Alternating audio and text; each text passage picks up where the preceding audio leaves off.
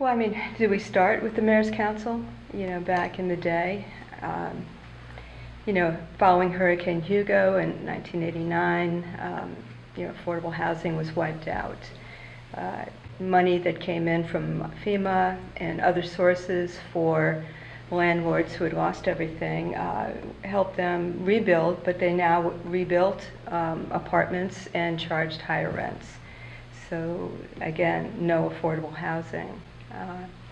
And then the mayor stepped in very quickly and formed the Mayor's Council on Homelessness initially back in 1990, I think it was. Mm-hmm. I think Linda Kettner was our first chair of that group, and continued doing that through At least through the state. the doc stamp, Mm-hmm. yeah. Because I remember the discussion around we used to meet over at City Hall. Right. And we would sit there, and the discussion was always, well, if we have this excellent crisis ministries, we have a terrific person in Don Cameron heading up the city's Housing authority. the housing authority. Yes. So good players Mm-hmm. in place, and we still had a growing problem. Right. And it finally hit us that no matter how we talked about it or programs, that it came down to money. That there was not money being dedicated to building more housing, and that you had people whose incomes were never going to let them participate in good housing without some sort of way to bridge that gap. So I remember when we decided that we would go after funding from the state, we decided that it would be hopefully pain-free to have 0.1% of the transfer fees that the state has in place when real estate transfers from one person to another. So we added 0.1%. And it was a hard-fought battle, but we managed to get not only the Mayor's Council here, but then we found natural partners throughout the state, and everybody joined in on that. We wrote more letters and made more calls and went up to see people time and time again in Columbia. And when was that, Karen? That was probably in '92, and that Early on. Yeah, Very early on. yeah. And that was also the time when the scope of the Mayor's Council expanded to include Beyond. affordable housing development in addition to homelessness. Well, that's always been a top priority of the mayor's. Exactly. That's kind of Exactly. this inclusiveness, and how do we include Right. affordable housing in you the see mix. the relationship, Absolutely. people moving out of homelessness need an affordable place to live. We have no affordable housing. And so at the same time, working on the doc stamp, that's when Tracy Doran formed Humanities Foundation, and Kathy Kleiman formed Charleston Affordable Housing. So we saw the kind of the infancy of the nonprofit affordable housing movement at that time. People who could produce housing That's if they right. had money. That's right. Again, if they have money. And that is always the crux of the issue when you're talking about developing affordable housing is, The funding. The funding. Absolutely. And this organization was critical to continuing that. The city, being an entitlement city, received both CDBG home and other funding sources from the federal government. But the mayor recognized, along with my predecessor, Pat Crawford, that we needed a more sustained local level of funding that would help us produce the gap in housing that was here. And so hence the pursuit of both the state funding and later on the $1 million that would help fund Charleston Housing Trust at that point. Right. Went through several name iterations, but would ensure that that vision came to fruition by developing that local funding source that did not exist prior to the organization. Can't say enough about Joe Riley's leadership in that. Absolutely. I mean, he always saw that there was a need, and as you mentioned, the inclusiveness that we needed to have. As Charleston was starting to take off economically and was discovered, you had this huge, while the market is wonderful, it also excludes a lot of people. Absolutely. And so I think the mayor's vision, it was there from the beginning that you needed a way to kind of counteract that in terms of how would you do that. And so he gave us staff, and he gave us an office, and gave us talked Vince into helping us when the we had gotten the funding through at the state, but the state was not particularly nimble or quick in making that available, and so we were starting to kind of falter. And, right. Yeah, the gap in development financing was pretty significant. That really was the stopper for many projects, getting to the finish line in effect. The committee was formed through the Mayor's Council, and this was in like the late 90s, to find other sources of financing for affordable housing development. And, the committee, there had been several chairs of that committee. There really wasn't a lot out there available. And then, I remember being very frustrated. I was probably the chair at that time, being very frustrated because we were just knocking our heads together trying to figure out ways of raising money. Going out to donors was not going to work. And there aren't other options really. And then we kind of hit upon the idea of a housing trust fund. One of us had read about it, and I think it was Tammy. Tammy Hoy had heard of a housing trust fund group out of California, and there was Mary Brooks, who was sort of the guru of housing trust funds. And that would work as a revolving fund, basically. Yeah, it definitely could. It would be a ongoing source of financing from municipalities. And according to Mary Brooks, it usually only works if you're working with one municipality, not multiple. She really warned us against doing multiple, and we said, "Don't worry about it. We could do it." Yeah. And so that's how we began to form. And then the mayor asked, our fearless leader here to join us, and that was in my mind, the game changer. How does that make you feel? Well, you're way too kind and generous to say that, Debbie. It was what y'all were talking about earlier, and you had these people with a lot of experience. Gianna mentioned Pat Crawford, who I don't know how long she had been there at the time, but she had been 20 plus years. She had been there a while, and she had seen the need too. And then you had, she had groomed Gianna and Tammy, and y'all had this background too. So I was just lucky to come in at the right time and have all this knowledgeable support. You're very humble. Getting back to my original statement, it was the game changer when Vince joined us. Things began to coalesce, and we began to move forward at a faster pace.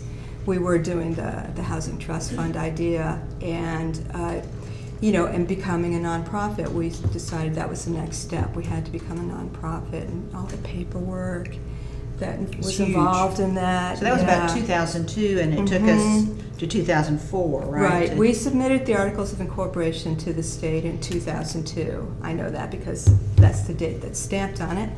And then from there, we were putting together our board of directors list, our board policies, our bylaws, all those things that you have to submit to the state and the IRS to become a nonprofit. And again, that was a lot of work. Peggy Houchet, who could not be with us today, was a very, very important part of our group at that time. Peggy, who had been the director of the State Housing Trust Fund for New Jersey, had retired down here, and I was lucky. Kind of in very, very lucky for us, and had heard, well, it's fate. It was fate. It really was fate. She had read an article in the paper about an opening that Humanities Foundation had for one of its apartment complexes, and called Humanities Foundation wanting to volunteer.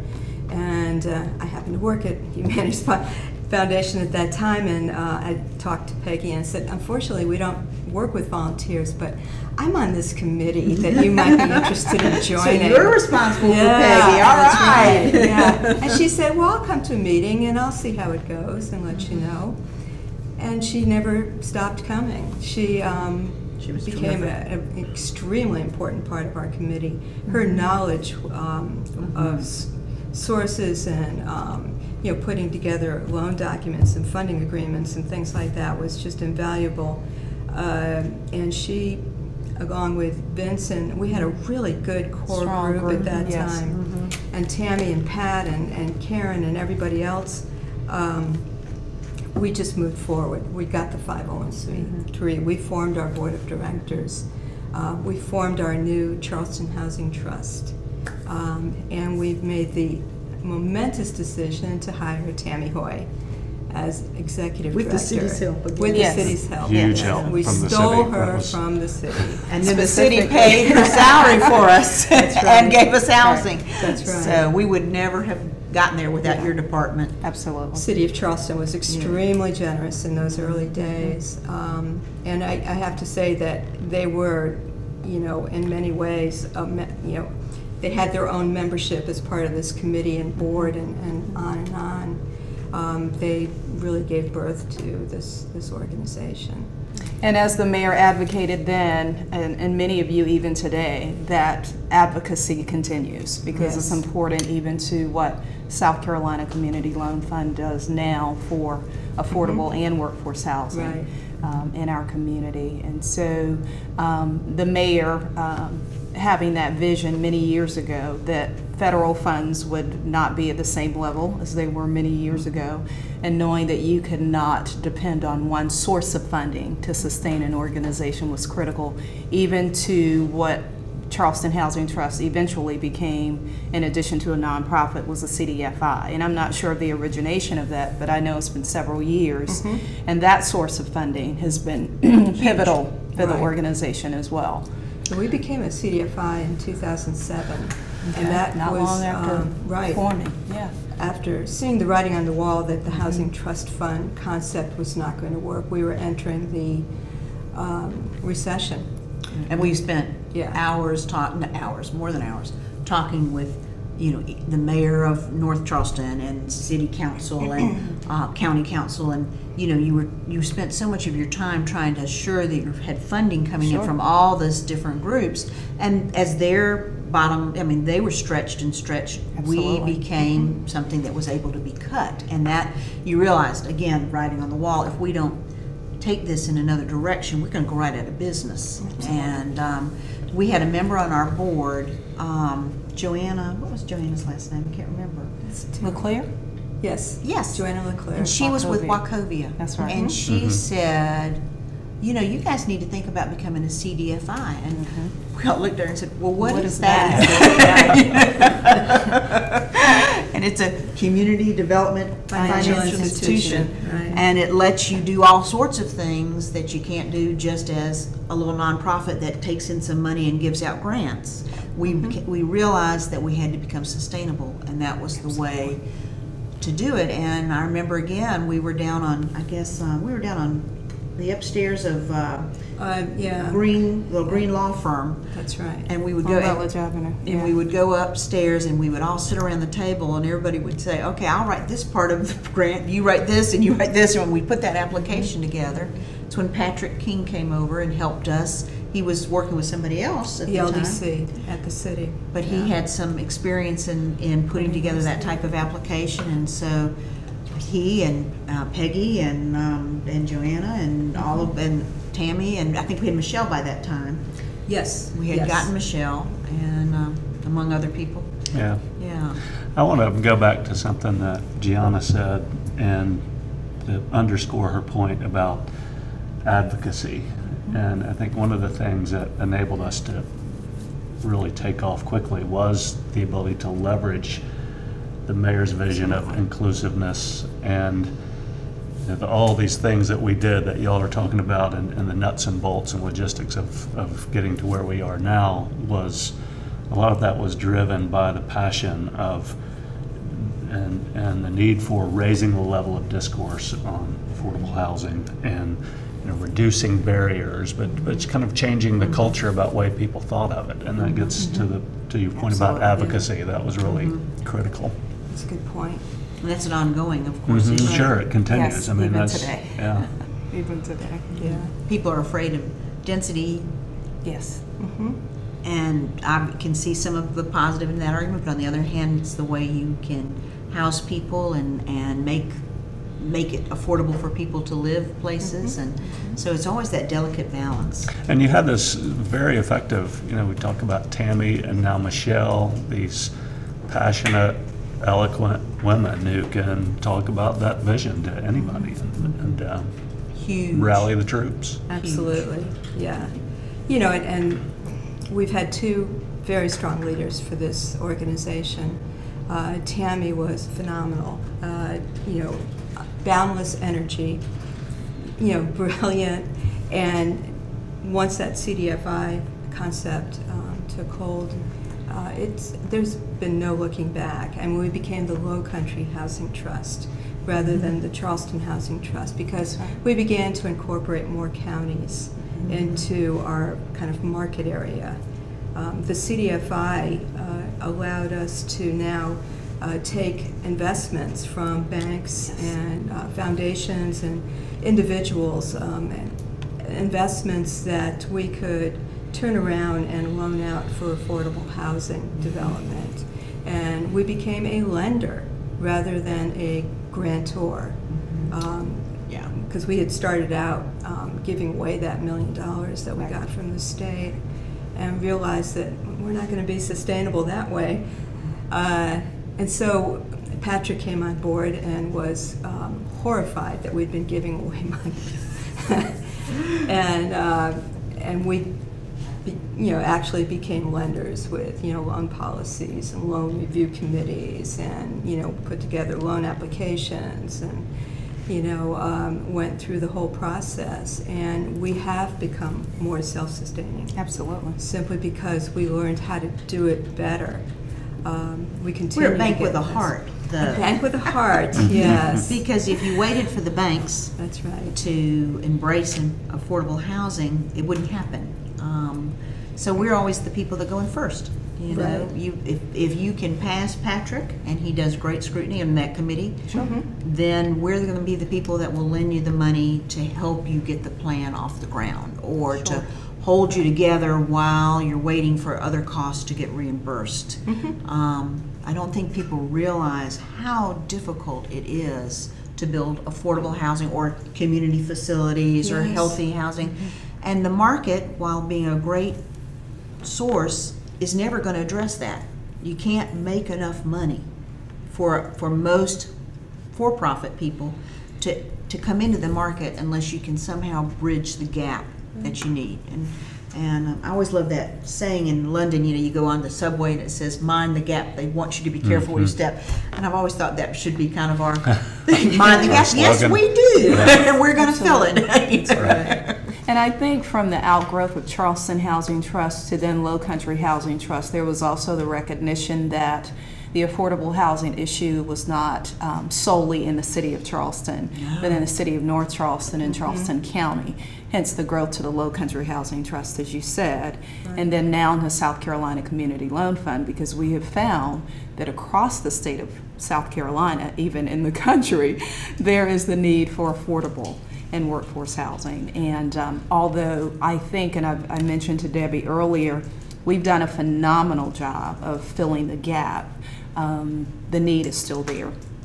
And so we still have much to accomplish with regard to helping to meet that need. So the organization has come from a tremendously long way and has done an excellent job of sustaining itself through the various sources and through partners with private sector developers, which I think was another good way. The mayor saw, even if we didn't at the time, how Vince's role could be pivotal to people's recognition of the importance of affordable housing, but also those various funding sources that have played a role, and even the bankers coming on board and understanding, oh, this is what they do, okay, and this is how my money can help them facilitate even more affordable housing in the area. So, and that was definitely a learning curve for the banks. I don't think any of them had experience investing in a CDFI before. How, you know, those equity equivalent investments that we were asking them to make, and actually getting a return on what they've invested. And actually getting, yes, you will get your money back with interest. So it was an education for them as well as everyone else. And so much of what we do, I feel, is education. You know, for the community, for the investors, for the developers of affordable housing, for the municipalities, that affordable housing is not a bad thing. Correct. Your citizens need affordable housing, and it's up to you to make that happen. it's ongoing. Right, and as as our community grows, the need has grown, because I don't think any of us anticipated how our community in particular would be such a drawing card for both corporate America as well as individual retirees, and we know the numbers that have been drawn to our community, and so we have to be that gap filler, as Karen alluded to earlier, that helps still meet that need for those who are in that gap. And so for a long time, we hope that we have South Carolina Community Loan Fund and other organizations that are similar, so that that need is in fact met, because it helps to make our community even richer, to have that diversity and inclusiveness that Vince mentioned. Well, and we realized as an organization that we couldn't just do housing, that you could build housing and it would be affordable, but it didn't build a community, and that people need, no matter what their income, they need healthy Grocery food. stores. Huge issue for us across the state. Healthy Yes. food and access to it. Yes. And you look at diabetes and you look at obesity in our state, and what a huge issue it is. And then you look at the people most impacted, and they're people who cannot get to a grocery store very easily. Those are great points, Karen, and this holistic view of things, and how what we do affects and relates to that. Right. And we were talking about transportation. Absolutely. Remember earlier, and everybody sitting in traffic. Right. Well, you make the connection between affordable housing and transportation. People could live closer to where they work. Maybe there wouldn't be so much traffic. Right. Yeah. Or if we could put in some way to move people rapidly. Right, yeah, there were some other Absolutely. transit opportunities. Yeah, it's a huge issue for our area, and it just is exploding, and we've got to deal with it, so that people don't lose that. I think it's always been interesting that, for example, the Chamber of Commerce has been one of our biggest advocates, Yes. so they recognize the need for affordable housing, and it's hurting, despite Charleston's incredible popularity, from a employer point of view. Yes. We have a real problem with people coming here and going, oh my gosh, I can't afford to live here. As great a job as this might be, I just can't afford to live here. So that need for workforce housing is huge. And what we've also noticed in the past year or so, we've been increasingly, as we've tried to reach out and again secure other funding sources from national funders. Now, South Carolina lacks the infrastructure for them to be able to help the state. So that's part of the push for us to have gone statewide, is we've had people saying to us, we would do more for South Carolina if we had a way to have an agent in the state that was tied into the state and was moving the money as we needed it. And so increasingly we are trying to answer that. Well, I think that you mentioned our transition a year and a half ago, which was probably one of the biggest evolutionary moves this organization has made. And that's something that, as a board of directors, we had struggled with. I wear two hats, an old hat as a former board member, and now I'm on the staff of the organization. But, I know that there was a struggle for many board members to see that we needed to increase our market area to cover the entire state, because we were getting requests. Sure.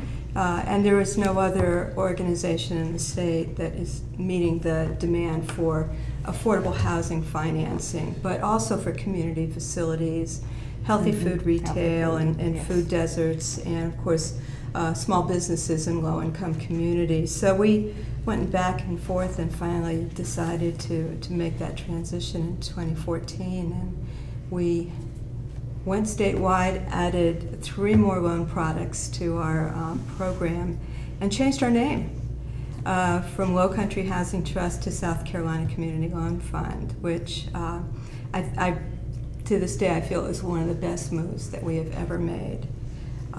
There's just no way we could have continued to just stay within the Low Country and doing what we were doing. The need throughout the state was just so huge. Tremendous, sure. And staying static is not the way to progress in terms of the work we do.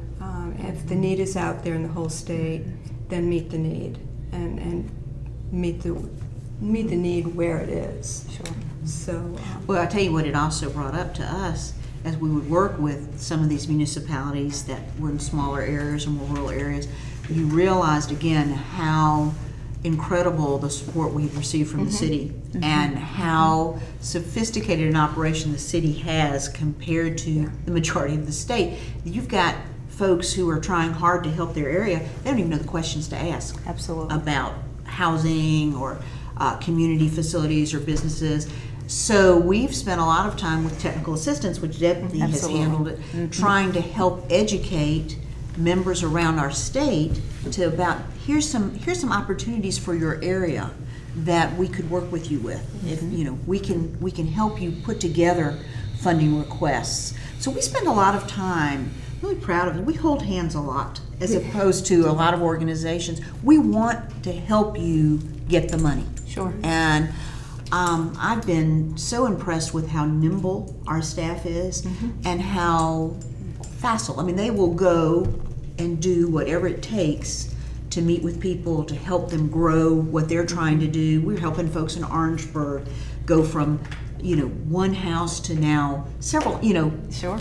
And it's exciting to see what we've been able to kind of grow. Right. We really do a lot of seeding, I think. We do a lot of seeding, and getting back to the point Vince made along with Gianna about advocacy. Now we have taken that advocacy and expanded it statewide. To a different level, yes. Right, working with the state legislature on issues that are important to the citizens of this state, finding other ways to bring in resources through the state tax credit that will help other CDFIs and CDCs in the state be able to provide more of their programs, whether it's housing, economic development, what have you. And that has been a very wonderful change and part of our transition now that we're statewide, that we can cover the entire state and touch on all the issues that are going on and bring it all together and talk to our legislators. It's and I think a strategic positioning is really what you're talking about. Right. Being strategic in our partnerships, both expanding from looking at both the nonprofit developer as well as the for-profit developer and how they can be a part of creating housing.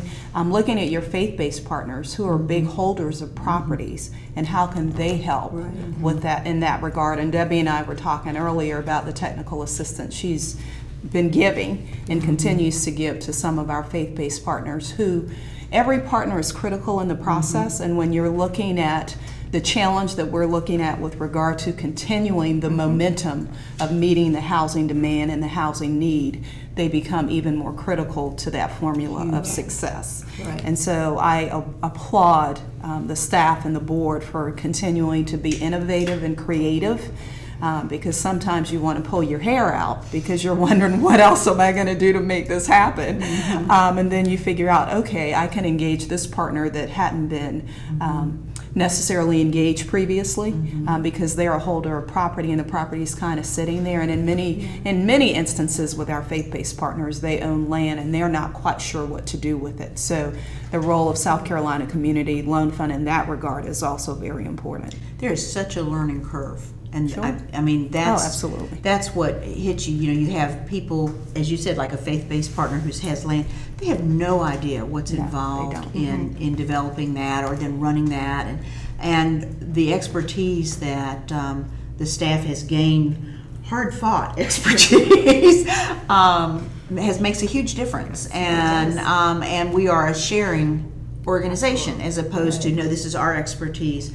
We're going to share with anybody. The whole goal is to improve the state and to make the state also see that it is in the state's best interest. Yes. And I think that's what is missing frequently. Our legislature, we hope, will become to see more and more that housing and food and stuff like are basics to our state, but they also make our state economically way more viable and attractive. And those people, I think, had no voice for a long time. And so just trying to tie those together, it comes, for us, I think, is an ongoing concern. Well, moving forward, this idea again of the faith-based partners and others who aren't aware of what we're trying to do. I mean, this idea can be extended to other nonprofits for, I mean, hospitals, schools. They have property too. Right. You know, Right. why don't we have schools that have housing built right around them for Yeah. teachers or what have you? I mean, this again is kind of a culture, and it's kind of a, people are just not aware. So advocating and making people aware and raising the level of discourse on these things. Yeah.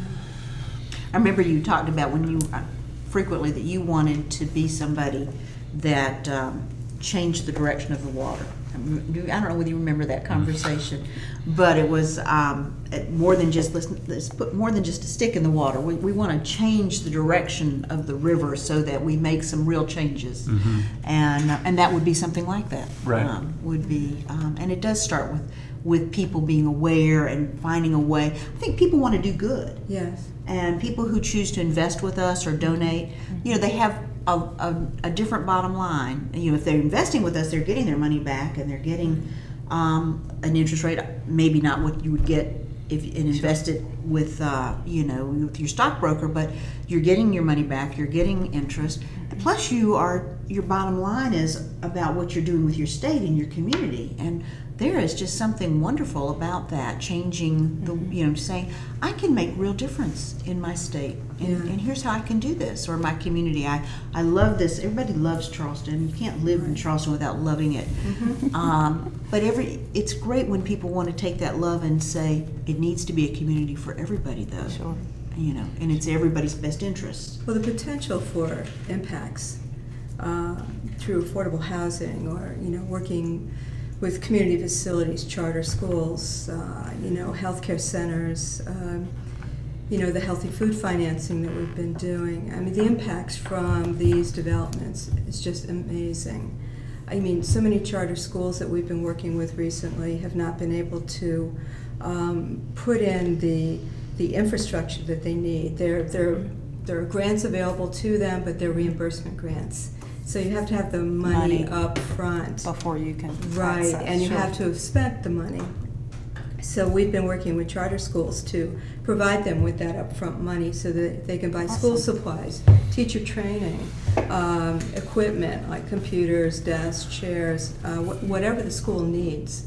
And then they get their grant, and we are repaid on our loan. And the school's ready to start on day one of the school year with everything they need. And that has been a real joy to work with schools. And you know, every day we kind of find another need out there that we might be able to help fill. Sure. And it's just been a really wonderful experience. And this all came about from going statewide and expanding our loan programs. Before, we would get calls from, say, you know, Orangeburg or Columbia, you know, we have a group that really needs some help with such and such, but it wasn't affordable housing, and it wasn't within our market area, and we had to say no. I'm sorry, we don't work outside that area yet. But you know, I think our journey has taken us kind of circuitous, but I mean, we've always been moving in that direction. And you know, and our journey is not going to be over. You know, we're now we're taking our next step in our growth. And I know part of what we wanted to talk about today was where we're going tomorrow.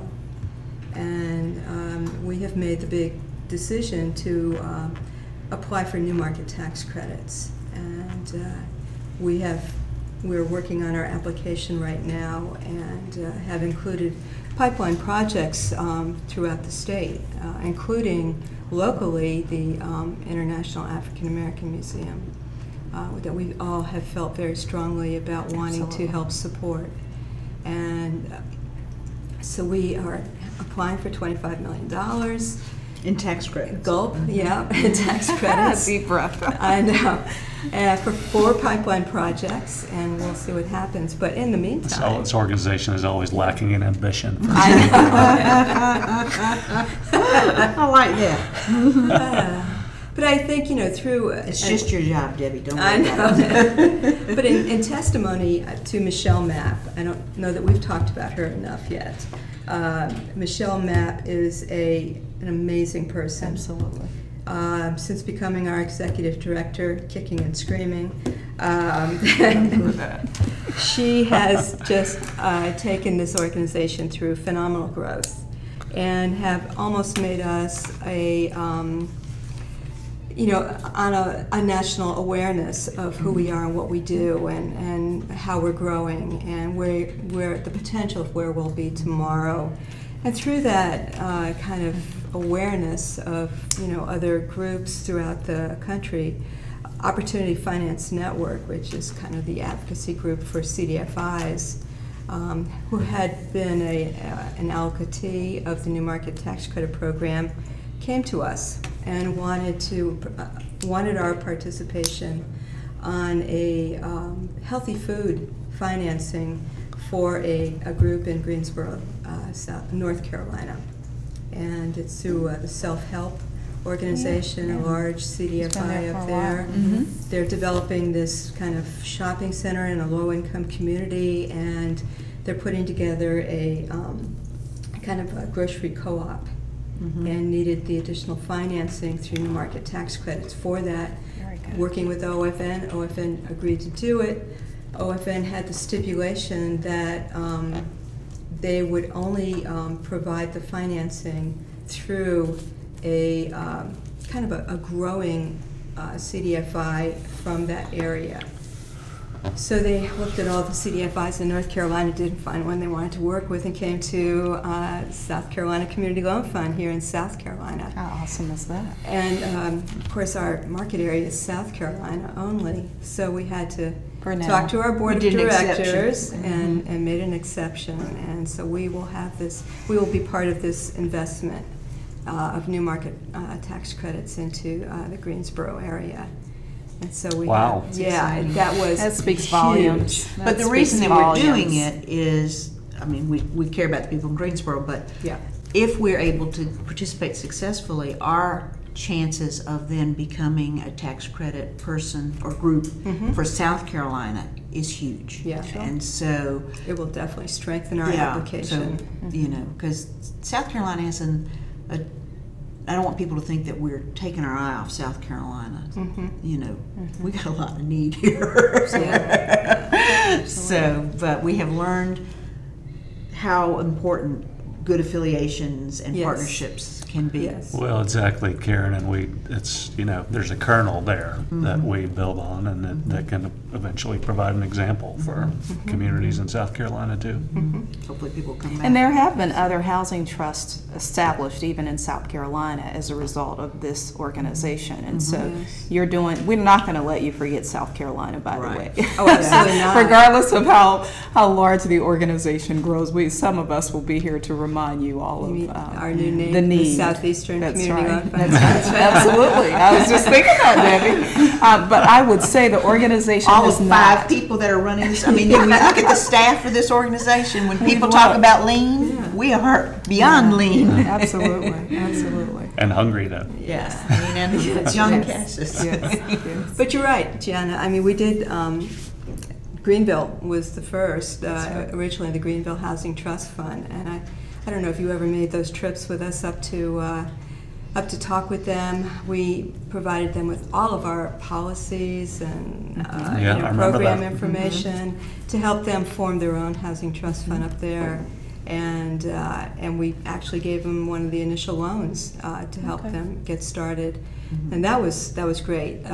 The upstate definitely needed an organization of that type. They have since become a CDFI as well. So we've helped them grow. We helped them grow, and we're now doing that for the Midlands Housing Trust Fund in Columbia. So, and I think they are going to do great things too. You know what? One of my favorite projects that we've just done is in the Midlands. We helped a veterans group with their grocery store. What is the name of it? Yes. Yeah, it's really exciting. They Wow. put a grocery store in a housing development, a low-income housing. Yeah, it was the Richland Housing Authority had actually created a shopping center several years back. And part of that shopping center was financed through the New Market tax credits. They had a grocery store there that failed. And that storefront stayed empty for several years until this group called Honor Capital came along. They are all Navy veterans, and they wanted a way to give back to communities, provide sources of healthy food retail, and to give jobs to veterans.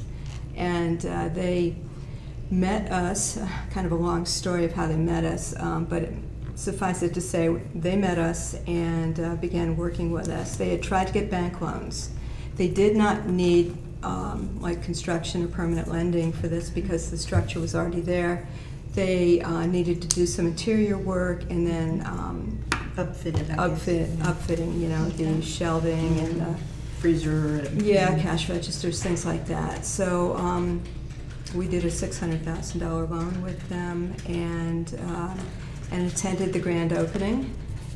Where people were lined up around the block to go grocery shopping there, and it's been very successful. Wow. Plus, it's provided, what, 40 jobs for the... Well, actually, it was 25 jobs, but there were 600 applicants for those 25 jobs. My gosh. Amazing. Yeah, Wow. I know, just showing the need of that neighborhood. And What's the name of the store? Save a Lot. Okay. To save a lot, yeah. Okay. Honor Capital has worked out kind of a franchise agreement with Save a Lot so that they can go into other food desert areas because they want to work in low-income communities that have been without a full-service store for their population. So we were the first. So that served as a model. Exactly. Absolutely. And I would say that's one of the things that the mayor has done such an excellent job of is best practices and making sure once you've captured that you aren't trying to recreate the wheel, which you all have done an excellent job of. Once you've learned that strategy, then you're able to implement that not only in Charleston but literally across the state, and have done a magnificent job of not only growing beyond expectations, but a part of that growth, sustaining yourselves. We help a lot of nonprofits in what we do. Not all of them are still open, and so the fact that you all have been creative and innovative about the manner in which you've secured funding is very impressive. Very impressive. We lost a lot of good partners with the economic downturn, people that had done a lot of good in the city. Absolutely. But yeah, you're right, that sustainability. And for somebody like me who grew up saying, oh no, let's just give a grant, I have now understand the fact that, and it's I think they call it the virtuous cycle, where you lend money out and then it comes back, and then you lend it out again. And meanwhile, you haven't gone with killer interest, but you've made a little money on the interest that lets you pay your staff. And just when you look at the sheer amount of learning that the staff has gone through, our staff is our best asset. I mean, I agree. the expertise, just like in your staff, I mean, just the expertise that it takes to run an organization, particularly as lean as ours is, that our staff is just amazing. Started with Tammy, and then we've had Michelle, and then everyone we've hired, I think, has just made wonderful contributions as we've learned to grow and think differently at each stage where we've had to kind of change, and mature. I'm going to interject. You guys did a phenomenal job hitting all of those points, so thank you. I don't think I gave you this question, Vince. So if you could just touch on, as a for-profit developer, why is the work of South Carolina Community Loan Fund important to you specifically? Sorry, I didn't give it to you. Because he gets to hang with us. Well,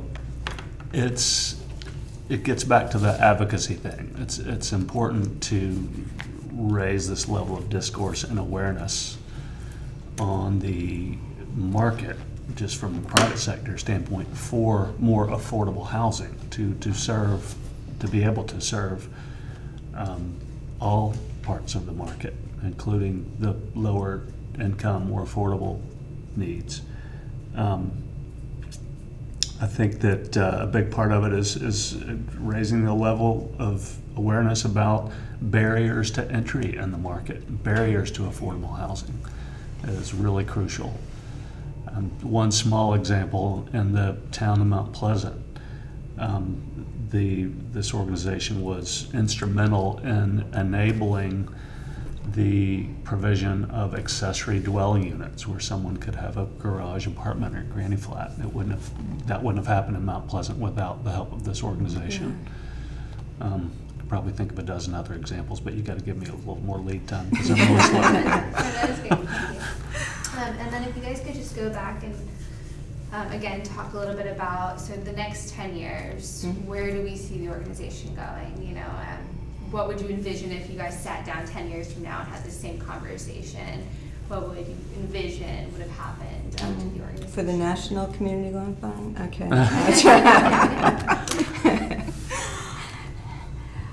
10 years. We've done so much since becoming a CDFI in 2007, and what we've done since changing our name in 2014 statewide, new loan programs. 10 years is a long time. It goes by fast, Debbie. It does go by fast, yeah. I'll probably be retired, but Oh, come on. yeah, I know. Or you would just be running the tax credit program. I'll be Peggy. I'll be Peggy. That's right. Hopefully we'll continue to grow and address the needs of the state. Those needs aren't going away because no matter, we can build good housing, put in supermarkets and facilities, and but you look at, for example, wages, and wages have not moved at all for the most part, and yet the cost of living has. And so I kept thinking, why does the problem not go away? And it hit me that may be one of those reasons. But hopefully we would certainly South Carolina will be on the map, and not somebody that, let's see, who is it that we're talking to that said, we don't do, Robert Wood Johnson Foundation, we don't do gifts under $5 million, and you have no way to spend that. That's right. We will have a way to spend that. Yes, we will. And they will be our partner within 10 years. And just like I was amazed that the Kresge Foundation, after hearing Michelle, came to us and said, we need to rewrite our guidelines so that we can be your partner.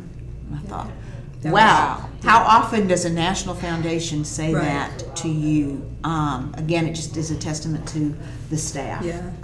So incredible. So we hope we have some more of those wows, and that we become a conduit for South Carolina to not be content with being only for Mississippi. Thank God. We're too good a state, and we can build on who we can become as a state, and it would be wonderful to realize our potential. And I think even though Peggy is a board chair and Debbie now on staff, they don't necessarily want to say it, but I could see this organization at a national level. And not that you would forget the need, because the Bible tells us we're going to have the poor with us always. But when we create models and strategies that continue to impact our community for affordable and low income housing, then we're helping to meet that immediate need. And so I definitely see where you will remain that example throughout our state, providing the various services, the technical assistance, working on policies with our state legislators because they're elected for terms. And so as one leaves, another comes in, so the education process continues. But also being a leader that makes impacts in community, similar to Charleston, similar to North Charleston, and cities across our nation that need this, because the need is tremendous across our country. So. I think the organization itself will grow absolutely over the next 10 years to better cover the state in terms of satellite offices. Sure. We will, I almost see us actually moving into North Carolina as well. We've already had loan requests from the Charlotte area and from other groups, which we have no plans right now, Karen. It's okay. So Southeast first, and then national. Then the world. Right. Then the world, of course. Yeah, that's right. The International Community Loan Fund.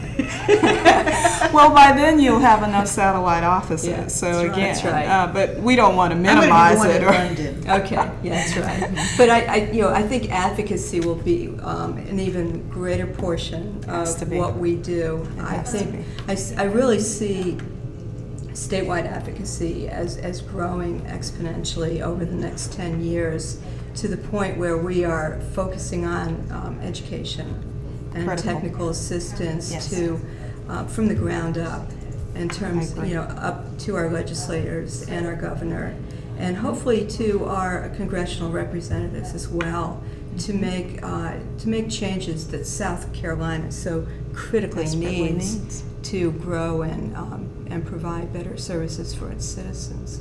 So I agree. that's Perfect, thank you.